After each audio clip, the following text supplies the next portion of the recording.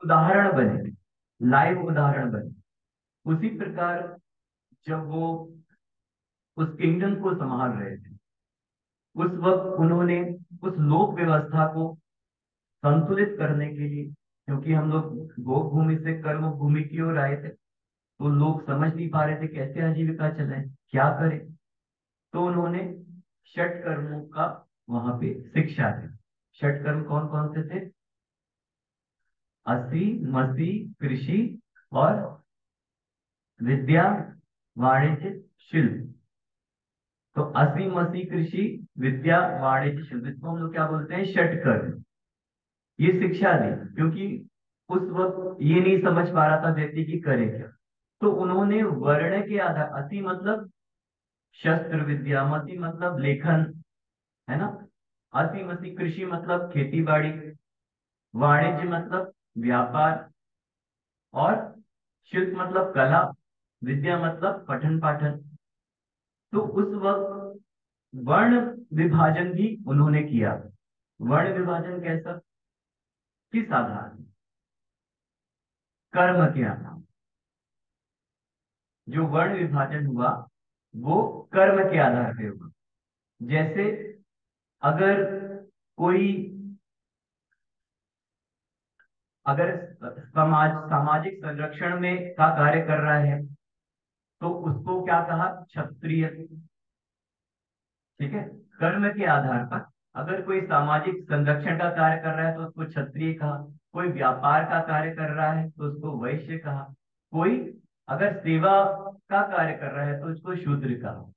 और उसके बाद जो ब्राह्मण वर्ग का, जो वर्ण का जो बात आई, वो उनके जो पुत्र थे चक्रवर्ती भरत, उन्होंने उस वर्ण की शुरुआत की। तो उस तरह उन्होंने कर्म के आधार पर, जैसे आज जब वर्ण की बात होती है तो इनइक्वालिटी की बात होती है ना, असमानता करते हैं ना, उसी पे ही मोस्टली हमारी कॉन्फ्लिक्ट होते हैं, संघर्ष होता है ना, उसी पे लड़ाइयाँ चलती हैं। लेकिन हम किस अपेक्षा से उसको देखते हैं? हम जाति की अपेक्षा से देखते हैं, वर्ण की अपेक्षा से देखते हैं, है ना। इस वजह से वहां पे क्या आ जाता है? संघर्ष आ जाता है, उस वजह से हमारे कॉन्फ्लिक्ट होते हैं। लेकिन वहीं पे दूसरी अपेक्षा कि जो आदिनाथ, जो हमारे ऋषभ देव ने की, उन्होंने कर्म के आधार पर, है ना, कि जिसकी जैसी कैपेबिलिटी उसको वैसा काम, है ना, तो वो उस वर्ण में चला गया। तो इसी तरीके से षट कर्म की बात कही, तो इस तरह हमारे प्रथम तीर्थंकर ऋषभ देव ने लोक व्यवस्था कायम की। उन्होंने कहा कृषि करो और ऋषि बनो, है ना। तो जब हम इसको एकेडमिकली पढ़ते हैं, हम लोग ऐसे भी स्वाध्याय करते हैं आपस में, है ना। आप लोग यहाँ पे सतपाल सूत्र जी पढ़ते हैं, हम लोग आचार्य कुंद कुंद के परमागमों को पढ़ते हैं। जैसे हमने अभी जो मंगलाचरण किया, वो कौन से ग्रंथ का है? आचार्य कुंद कुंद की कोई बताएगा? इंद सदवंदियाणु वाला कौन सा ग्रंथ का है? किसी को ध्यान है? पंचास्तिका है ना। आचार्य कुंतु के पांच पंच परमागम बोलते हैं ना, कौन कौन से?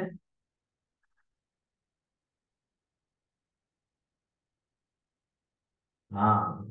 तो इस तरह ये जो मैंने मंगलाचरण किया, ये किसका था? पंचास्तिकाय ग्रंथ का। इसका क्या अर्थ है? इंद सद वंदी आड़म, यानी जो शत इंद्रियों से वंदित है, सौ सौ इंद्रियों से वंदित है। तीहू वर्ण, ये भी प्राकृत भाषा में है। और कौन सी प्राकृत भाषा में है? शौर से ही प्राकृत भाषा। अपने दिगंबर आगम, आचार्य कुंतुन के आगम कौन सी प्राकृत भाषा में है? शौर से ही प्राकृत भाषा। तो उन्होंने कहा कि जो सौ सौ इंद्रों से वंदित है, और तिहु वर्ण यानी तीनों लोकों में वक्कारम, जिनके वचन कैसे हैं?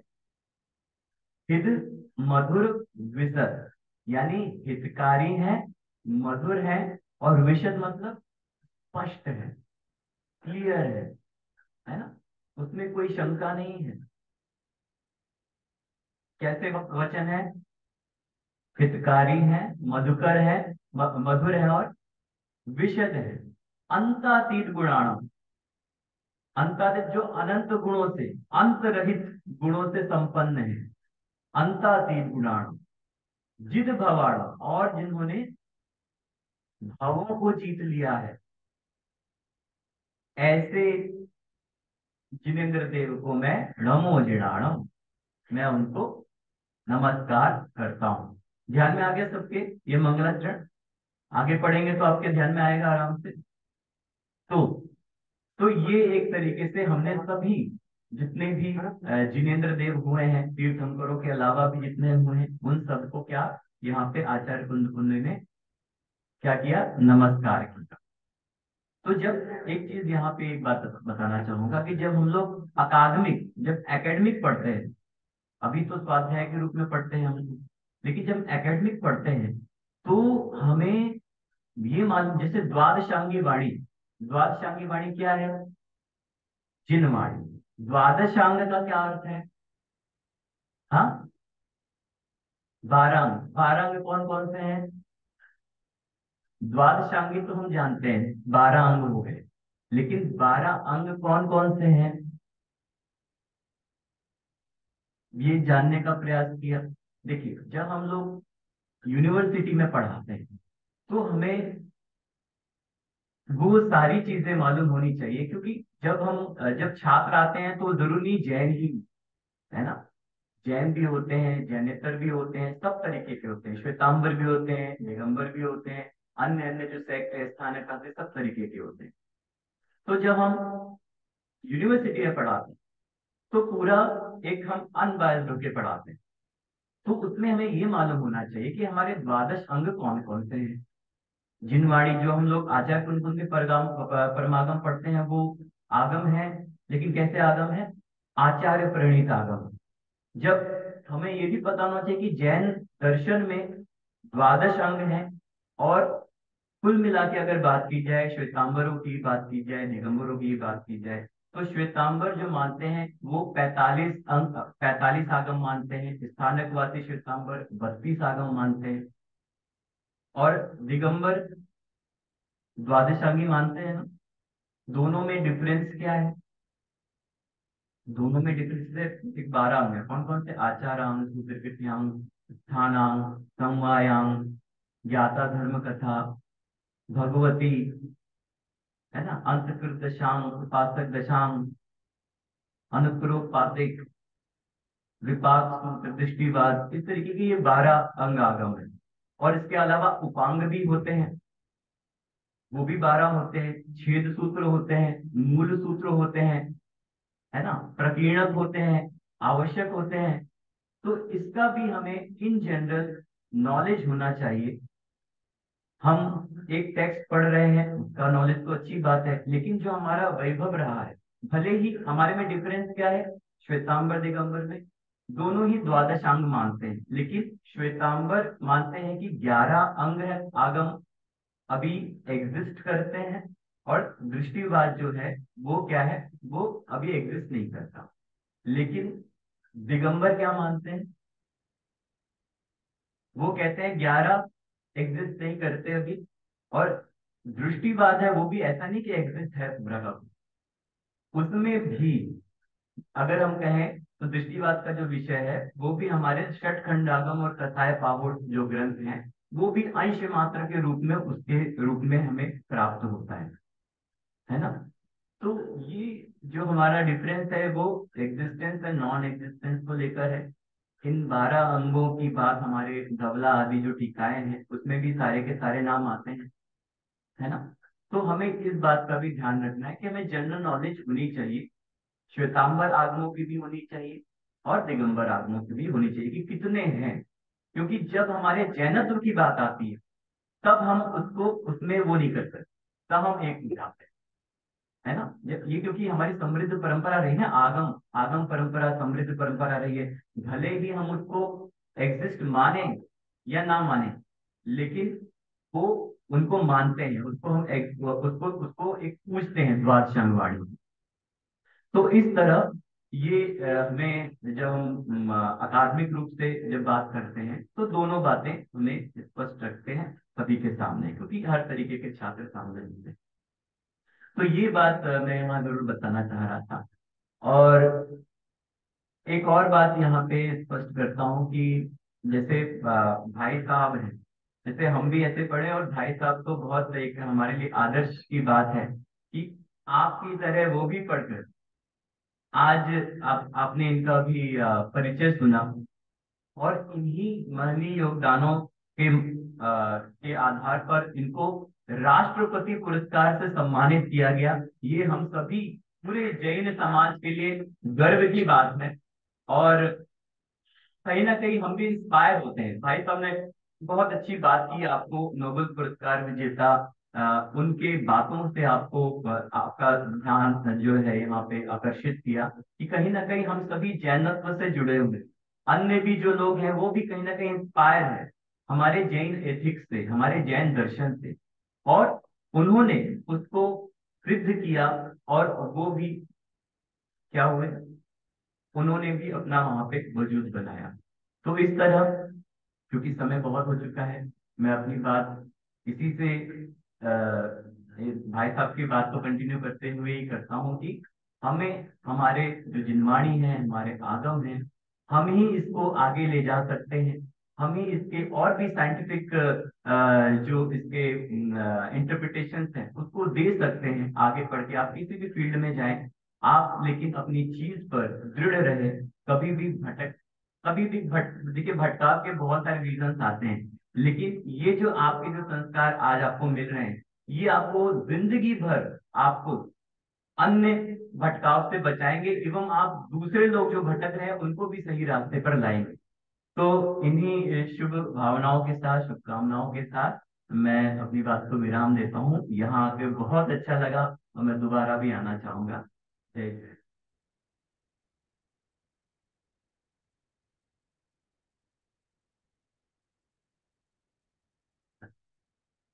डॉक्टर अरिहंत जी जैन, जैसा कि आपने बताया कि मुंबई यूनिवर्सिटी है, सौम्या विद्या विहार, उसमें आप असिस्टेंट प्रोफेसर के रूप में कार्यरत हैं। और प्राकृत अ, प्राकृत के माध्यम से भी आपने बहुत सारे कार्य किए हैं। आपने दो विषयों पर जो पीएचडी की है, आचार्य कुंद कुंद देव और आचार्य सुमंत भट्ट देव, दोनों ही आचार्य हमारे जैन दर्शन के प्रकांड और माने सर्वोपरि आचार्य माने जाते हैं। कुंद कुंद आचार्य को तो जैन दर्शन के प्रतिष्ठापक आचार्यों में गिना जाता है। और सुमंत भट्ट आचार्य, ये भी अपने आप में, आपने रतन खंड साहब का चार्ट पढ़ा है और उसमें ये बात पढ़ी है कि वो ये बात कहते थे कि आओ मेरे से बात करो, है ना, मैं शार्दूल बेट की तरह माने शेर की तरह विचरण कर रहा हूँ, और आकर मेरे से बात करो। बात करो माने अपनी अपने मत का आप रखो और मैं अपने मत को रखता हूँ। ऐसे जैन दर्शन को बहुत ही ऊंचाइयों तक पहुंचाने में सुमंत आचार्य का बहुत ही योगदान रहा है। और ऐसे आचार्य पे आपने पीएचडी की है। और बहुत सारे बातें हम सभी ने आदरणीय विद्वत द्वय से, आदरणीय विद्वत भ्राता द्वय से प्राप्त की है। और मैं ये समझ रहा हूँ कि इस ऊंचाई तक पहुंचे हैं आप, तो आपकी कितनी सर्चिंग हुई होगी, कितना अध्ययन अध्ययन किया होगा आपने। और उस गहराई को हम नापें तो नापना मुश्किल है। माने जो भी बात आपने कही है, उन सारी बातों से हम ये समझ रहे हैं कि अब हमें भी कुछ करना चाहिए। जैसा कि आपके माध्यम से हम सभी को जानकारी मिली है कि जैन दर्शन में हम किसी भी क्षेत्र में जाएं, लेकिन जैन दर्शन के परिप्रेक्ष्य में हमें कुछ ना कुछ योगदान देना है। और ना केवल देना, ये हमारी जिम्मेदारी भी है। जैन दर्शन को आगे बढ़ाना, जैन धर्म की प्रभावना करना, ये हमारी जिम्मेदारी बनती है, ये हमारा कर्तव्य है। और अनिवार्य कर्तव्यों में ये है। तो जितना बन सकेगा, जैसा बन सकेगा, हम अपना योगदान किसी न किसी रूप में देंगे। और मैं आदरणीय भाई साहब से कहना चाहूंगा, निकाल जी से, कि आपने लेख बहुत सारे लिखे हैं और इसमें संख्या बहुत सारी है। माने मैं उस टाइम पे पढ़ता था स्वयं अनुभवी हूँ। आदरणीय भाई साहब आंसू कवि के रूप में जाने जाते थे। खड़े खड़े आपको कविता बना के सुना देंगे।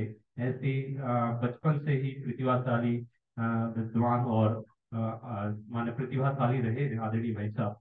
तो मैं कुछ टिप्स आपसे चाहूंगा कि दो चार टिप्स ऐसे ही हम बच्चों को दे दें कि हम लोग भी कुछ लेखन कार्य में आगे बढ़े, माने हमारे बच्चे कुछ लेखन कार्य में आगे बढ़े। तो कुछ ऐसे टिप्स हम सभी को दे दें ताकि लेखन कार्य में हम लोग भी बढ़ सकें।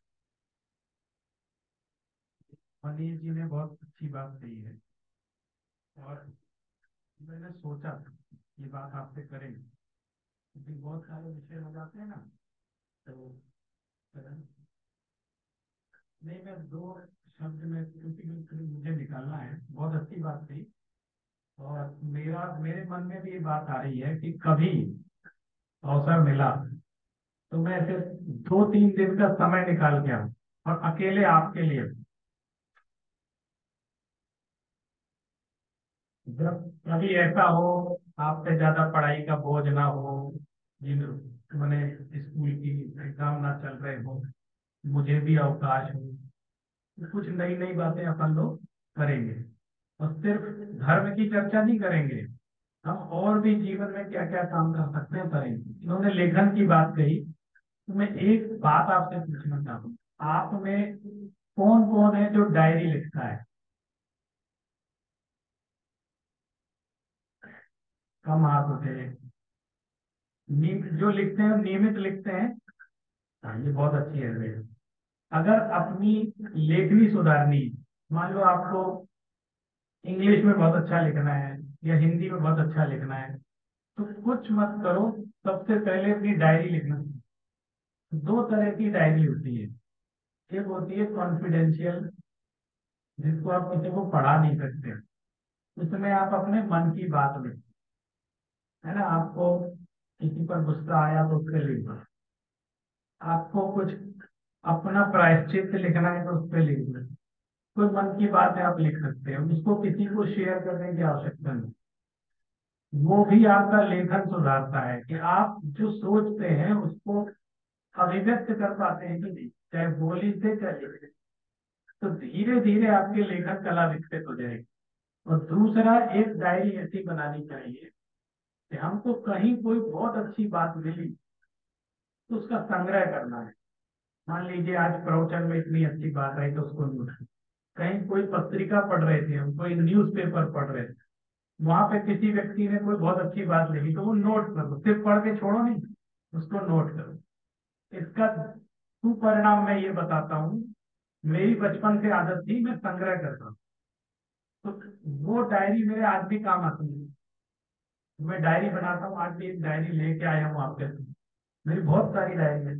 तो मुझे आज कहीं भी कोई काम पड़ता है, मेरे पास हर तरह की डायरी है और वो पुराना खजाना ही आज मेरे काम आता है।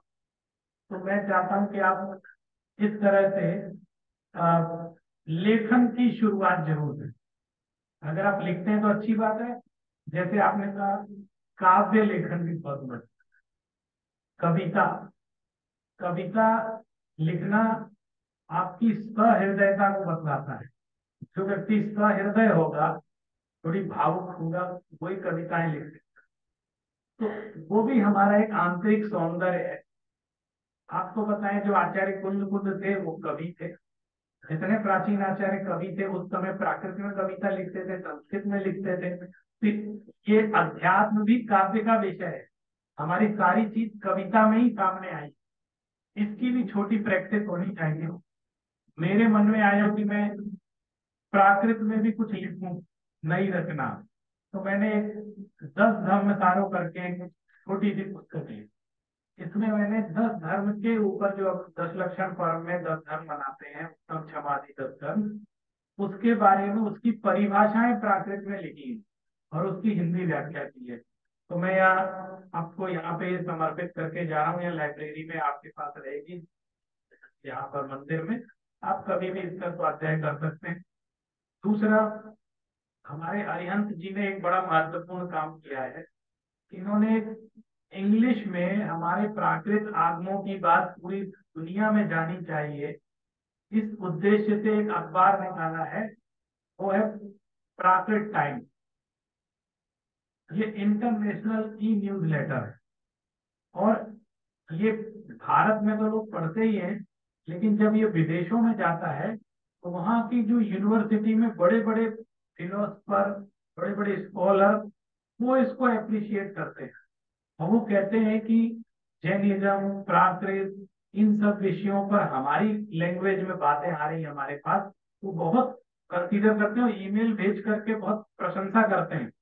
तो एक इन्होंने भी ये ई न्यूज लेटर यहाँ निकाला है, और इसका स्पेशल इशू है ये। अभी अभी इसका विमोचन नहीं हुआ है, लेकिन संयोग था कि ये मुझे लगता है यही विमोचन होना था। ये इंटरनेशनल कॉन्फ्रेंस में कल इसका विमोचन होना है, इनॉग्रेशन सेशन में। लेकिन आज हमको लगा दुनिया के सामने तो होता ही, हमारे बच्चों के सामने इसका विमोचन हो सबसे बढ़िया। तो यहाँ पर ये कॉपी हम इनकी लाइब्रेरी में यहाँ पर इसको भी रख के जा रहे हैं, क्योंकि ये special issue on Shikhar ji का जो प्रकरण है उस पर हमारे आगमों में शिखर जी के बारे में क्या क्या आया, पूरा इंग्लिश में लिखा हुआ है।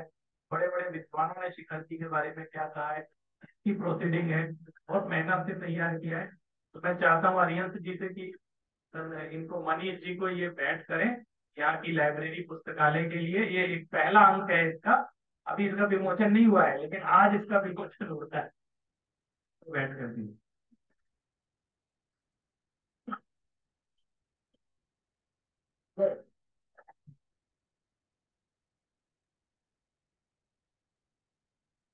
ये 10 दम तारो भी मैं भेंट कर रहा हूँ आप सभी।